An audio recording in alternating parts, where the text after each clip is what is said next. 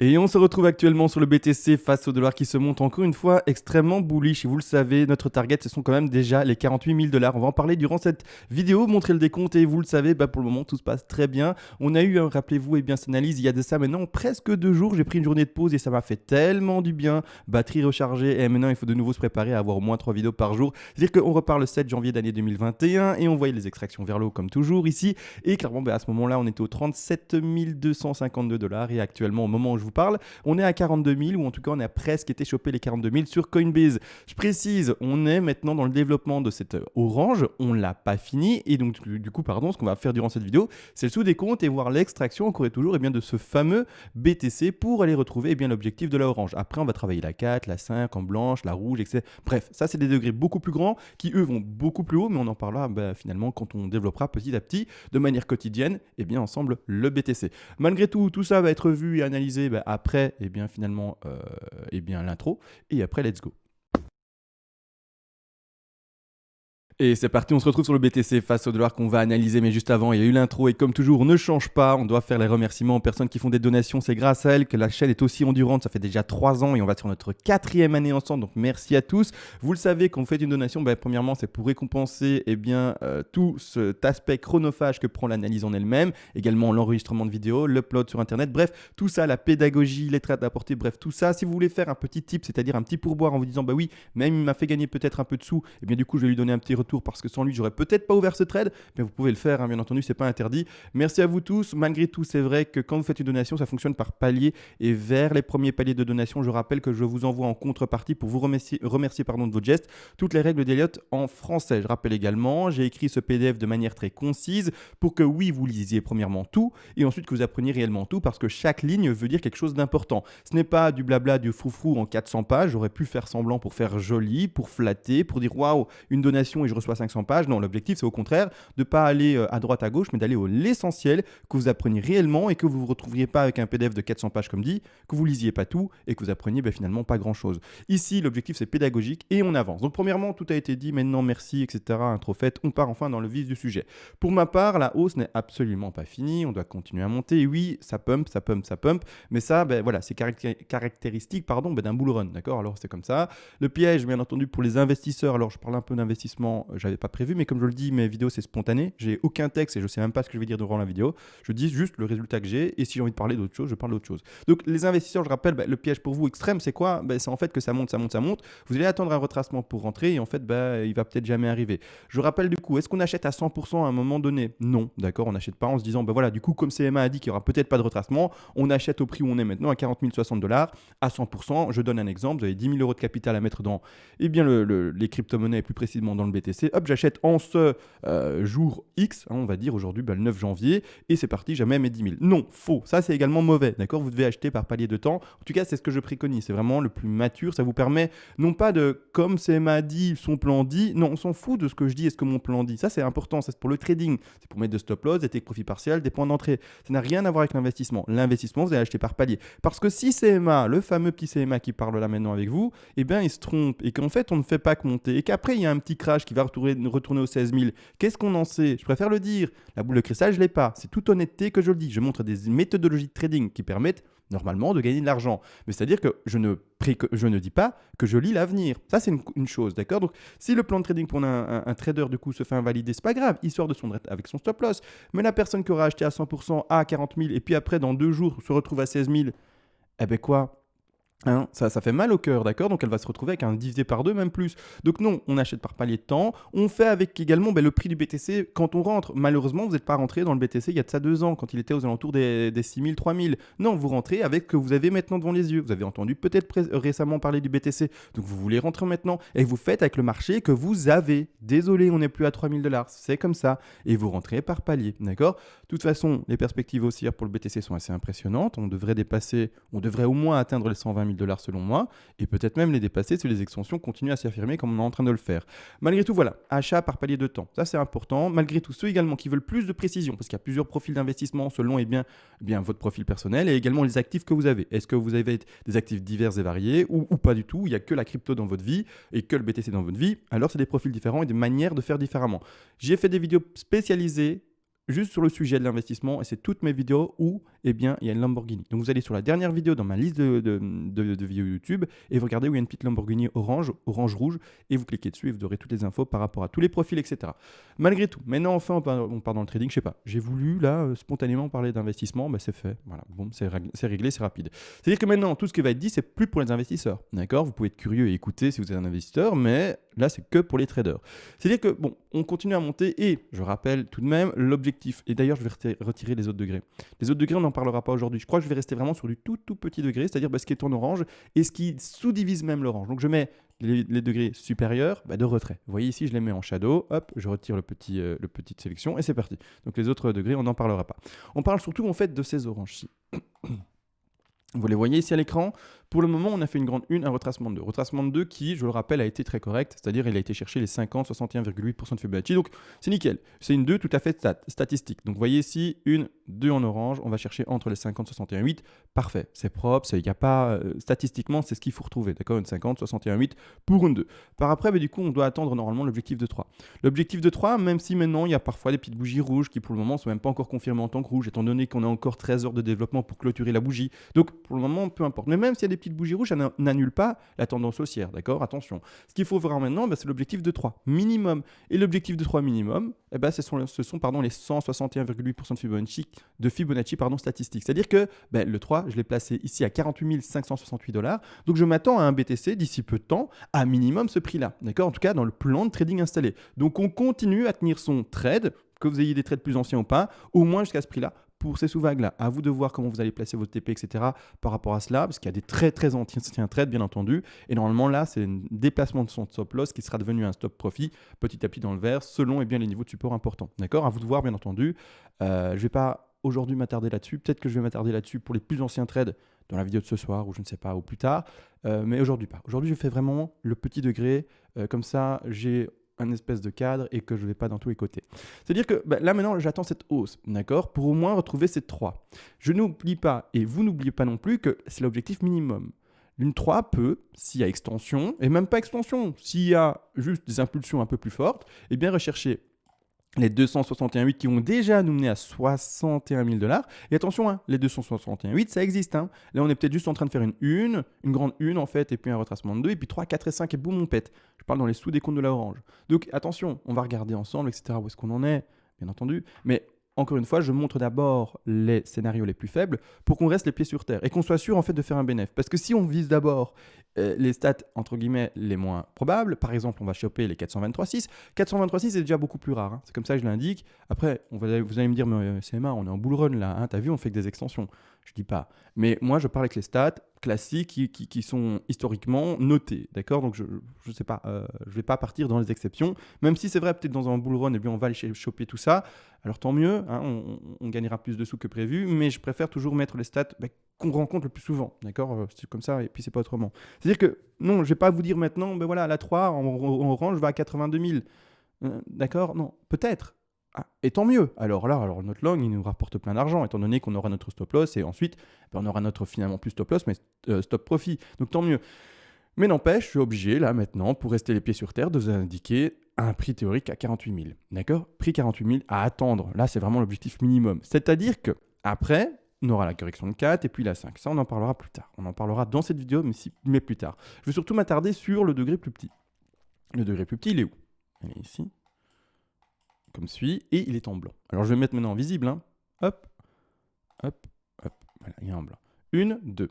La 2 était recherchée, on rappelle. Encore une fois, un retracement tout à fait classique, 50, 61, 8. Voilà, 50, 61, 8. Il dépasse un peu les 50, les 50, 61. Il est propre, d'accord ? C'est vraiment une target propre pour une 2. Je rappelle, je fais une soufflate, c'est pour ça que je mets mon Fibo là et non pas ici, d'accord ? Pour ceux qui voient ça et qui se demandent pourquoi. J'ai une soufflate, boum, c'est également là, à ce moment-là, qu'on a pu acheter le mouvement haussier sur un des précédents trades. Donc bref, donc là, soufflate, etc., c'est réglé ainsi. Ensuite, on va chercher un sommet de 3. Alors mon sommet de 3... je le place pour le moment ici, vis-à-vis des figures que j'ai, et je lis une soufflate, d'accord ? C'est-à-dire qu'on va chercher les 200% de Fibonacci. Dommage, j'aurais aimé, je vous le dis, qu'on trouve un Fibo un peu plus, propre, parce que là, on va chercher même pas, en fait, on dépasse même les 200. Les 200, c'est vraiment une target beaucoup plus rare, avec les 361,8, pour ceux qui veulent un peu plus de technique. C'est vraiment une target beaucoup plus rare, c'est pour ça que normalement, on ne doit pas le privilégier. C'est-à-dire que Là, clairement, ben, la 3, je la pose pour le moment là, d'accord? Étant donné qu'on fait bel et bien, en termes de RSI, un plus haut à ce niveau-ci. Par après, je compte une flat. On en a parlé cette nuit, il y a quelqu'un dans les commentaires qui en a parlé. Donc, en fait, j'ai peur d'avoir mal compris son plan. Je ne sais plus s'il parlait de cette petite flat que moi j'ai identifiée ou s'il parlait de la grande flat qui a été annulée depuis déjà maintenant 2 jours, étant donné qu'on a pété les 161,8 de manière violente. Donc, je ne sais pas de laquelle il parlait finalement, mais moi j'ai cru qu'il parlait de la même que moi. Donc, je me suis exprimé dans le même sens et je dis, ouais, je suis OK avec ton décompte. Et go 48 000. Et lui, je sais pas pourquoi il mettait un frein à 44 000. J'ai pas capté. J'ai pas compris. Mais bon, peut-être qu'on parlait du coup pas de la même chose. Mais c'est pas grave, c'est pas grave, c'est pas grave. Peu important qu'on va dans le bon sens et qu'on traite tous vers le haut et pas vers le bas. Eh bien, c'est le principal. Malgré tout, ici, pour moi, je pose ma semaine 3 vis-à-vis bien du RSI en 4 heures. D'accord. Je vois bel et bien, et je ne sais pas si vous le voyez également, mais c'est sûr que vous le voyez, je pense, la divergence haussière cachée. D'accord. En 4 heures, on va vérifier après dans les autres time frames si on peut les vérifier, bien entendu. En daily, je pense pas du coup. Mais je vais regarder sur une autre plateforme, je ferai une coupure et ouvrir une autre plateforme pour regarder en 12 heures également. D'accord, on verra ça dans 2 secondes. C'est-à-dire qu'ici, pour le moment, ce qu'on peut lire à l'écran, et je vais d'ailleurs un peu retirer les choses, c'est ceci. Alors, pour travailler le récit et les divergences, on regarde toujours la clôture de la bougie, c'est-à-dire le corps de bougie, et non pas la mèche. C'est-à-dire qu'en fait, on va regarder quoi? On va regarder ces bas-ci. Ah, ici, je l'entoure en jaune. C'est pas très super sexy, mais c'est pas grave. C'est pas, voilà. Bon, bref, c'est pas bien entouré, mais peu importe. Vous voyez ici, on parle bien des clôtures des bougies, c'est-à-dire le corps de bougie, et non pas les mèches qui dépassent en dessous, d'accord, pour travailler la chose. Ceci est du coup la référence par rapport à ce bas-ci sur le RSI, d'accord. Ça et ça, c'est la référence. Par contre, qu'est-ce qu'on voit? On voit que sur le RSI, mais l'oscillateur, il a tendance à descendre. Il descend. Le prochain plus bas que l'on voit ici, il est plus bas que le précédent plus bas, d'accord? Qui du coup, n'est plus réellement le plus bas. Alors que sur le cours, qu'est-ce qu'on voit? Donc, c'est-à-dire sur les indications de prix, qu'est-ce qu'on voit? On voit au contraire que les plus bas, donc on prend la clôture des corps de bougies. Vous allez dire, ici, de toute façon, même les mèches montent. Oui, mais il y a de temps en temps, et voire même assez fréquemment, les mèches qui réécrasent alors que le corps non. Donc vraiment, c'est le corps, d'accord? Si vous vous retrouvez avec des mèches plus basses, c'est le corps que vous regardez toujours. Hein. Donc ici, clairement, qu'est-ce qu'on voit? Le contraire. On voit bel et bien une divergence, c'est-à-dire une différence. Ici, ça descend comme un toboggan. Là, ça monte comme un escalator, d'accord? Donc clairement, il faut comprendre une chose, c'est une divergence haussière cachée. Et ça, c'est déjà un très, très bon signal haussier. Donc, boum, hein, flat pour moi qui est en train de vraiment s'affirmer, d'accord, donc c'est vraiment très propre. Donc ici, je m'attends déjà à une hausse, c'est-à-dire qu'également, je vais changer de plateforme, je vais juste faire une coupure pour ouvrir l'autre, et puis c'est parti. Et voilà, ça y est, on part enfin sur l'autre plateforme, c'est-à-dire charts.cointrade.pro pour ceux qui veulent savoir et qui permettent d'avoir finalement plusieurs timeframes. Si vous ne payez pas TradingView, c'est une petite astuce pour avoir plus de choses à l'écran. Premièrement, ici, ce qu'on peut voir, du coup, c'est le 12 heures et je voulais voir en fait par rapport aux 4 heures si oui ou non, en fait, il y avait également une divergence. Malheureusement, je l'ai regardé pendant la coupure vidéo finalement, mais il n'y a pas de divergence. La timeframe est déjà trop grande finalement pour la travailler et ici, il n'y a pas de divergence. Le cours faire pour le moment, toujours des plus bas alors qu'on n'a toujours pas d'ailleurs clôture et bien de bougie et ici au contraire on fait toujours des plus bas également, donc il n'y a rien ici de significatif par rapport à ce que l'on peut observer malheureusement, d'accord. Donc voilà, il n'y a rien à indiquer. En 12 heures je vais la retirer et on retourne sur finalement notre graphique ici sur TradingView. C'est à dire que pour moi n'empêche la 4 heures appuie la hausse, donc on s'attend à une fameuse hausse de ceci et c'est à dire que l'objectif comme dit ce sont les 48 000, d'accord, 48 000 $. Et également je vais juste pour m'amuser du coup, même si en fait je favorise à fond les 48 000 $, et bien regarder les objectifs de la 5. Comme ça, ceux qui sont intéressés par savoir comment est-ce qu'on travaille une 5 avec une 3 en extension, comment on le place. Attention, il y a différentes configurations qui de toute façon sont expliquées dans le PDF.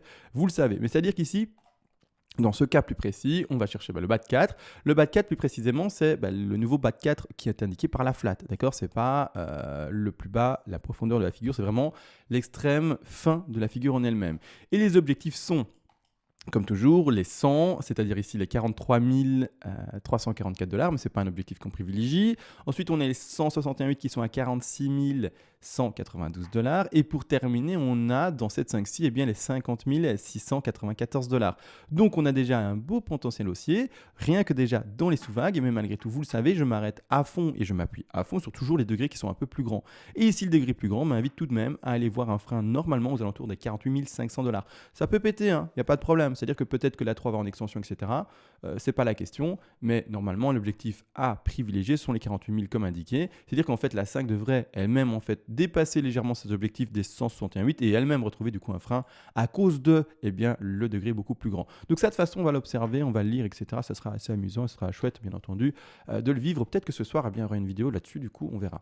Mais voilà, donc grossièrement, ça, c'est ce qu'on s'attend. En tout cas, c'est ce que, pour ma part, j'attends pour notre petit BTC, c'est-à-dire une hausse toujours significative pour celui-ci. Pour le moment, à l'écran, même de manière visuelle simple, il n'y a rien mais de bear, c'est-à-dire qu'on fait toujours des plus bas qui sont toujours plus hauts que par rapport à leurs plus bas précédents. On fait toujours, entre guillemets, des plus hauts qui sont toujours plus hauts par rapport à leurs précédents plus hauts.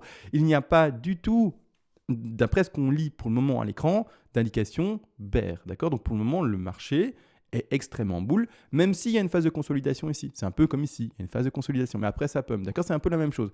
On ne casse jamais en fait la tendance réellement haussière, et on n'inverse jamais finalement la vapeur. Donc on est vraiment haussier. Et là je dézoome, mais voilà, on est vraiment haussier. Et voilà, c'est ce que j'ai expliqué pour les investisseurs. Hein. Entrer par palier de temps, c'est le mieux parce que, encore une fois, je peux me tromper et peut-être qu'on n'est pas haussier. Mais voilà, entrer par palier de temps, ne regrettez jamais votre point d'entrée également. C'est important de le dire, hein, ne regrettez jamais. Ça, c'est psychologique de se dire, mais j'aurais pu gagner plus. Non, pensez pas à ça. Dites-vous, j'ai gagné tout ça parce que je suis rentré de cette manière-là et tant mieux. Parce que si ça avait craché, eh bien, j'aurais pas assumé. Donc, dites-vous juste, voilà, je vais faire un bénéfice, qu'il soit hyper important ou important, c'est pas grave. Il sera quand même important. D'accord ? C'est ça qu'il faut se dire. Le BTC a un énorme potentiel. Et également, si vous posez les questions d'un retour sur investissement, mais que vous avez comme projet d'investir pour 15-20 ans, stop, hein, on ne se casse pas la tête. Hein, attendez 15-20 ans alors. C'est que vous croyez en la technologie, etc. Moi, c'est ce que je vais faire pour une partie de mes BTC. C'est-à-dire que je vais attendre un temps infini. Et je vais même jamais les vendre et les donner finalement à mes petits-enfants. C'est-à-dire même pas à mes enfants, mais je vais les garder pour les enfants de mes enfants. Hein, comme ça, on voit un peu la chose. C'est-à-dire que oui, ça c'est très très long. Et regardez là maintenant où on est au prix à 40 000. En même pas 6-7 mois de hausse par rapport au bottom des 3000. Et dites-vous, si vous attendez 15-20 ans, qu'est-ce que ça va être ? Donc, on ne se casse pas la tête non plus, on entre petit à petit dans le palier pour avoir le meilleur prix moyen, et puis c'est tout. Et puis après, on attend 15-20 ans, d'accord ? Les gens qui peuvent un peu se poser des questions, c'est peut-être ceux qui veulent vendre assez rapidement, c'est-à-dire pour le cycle haussier que l'on connaît maintenant, et essayer de vendre le plus proche du top dans les 2 ans à venir, 2 ans, 1 an et demi, 3 ans, que sais-je, peu importe, on verra combien de temps réellement prend cette hausse-ci vis-à-vis du halving, etc. Normalement, il y a une pattern. Mais encore une fois, est-ce que la pattern va toujours être respectée ? On verra, d'accord ? Je n'ai pas la réponse. Je pense que oui. Mais est-ce qu'elle va vraiment le faire tout le temps ? On ne sait pas. Personne ne le sait, d'accord ? Sauf boule de cristal. C'est-à-dire qu'on verra. Mais là, aujourd'hui, vidéo, voilà, un peu investisseur, un peu trader, et quoique, c'est surtout pour appuyer l'objectif que le BTC, aujourd'hui, n'est toujours pas baissier, et qu'il est bien haussier, et que du coup, en fait, les 50 000, ils sont à connaître tout bientôt, étonnamment. Maintenant, comme dit, on va se laisser. Je vous souhaite à tous une bonne journée. On se retrouve ce soir pour un décompte plus précis ou... et puis de toute façon suivre l'évolution de celui-ci, voir si on a enfin touché les 48 000, peut-être ce soir, hein, qui sait, on n'en sait rien, vu l'intensité haussière du BTC. Et sur ce, je vous dis ciao.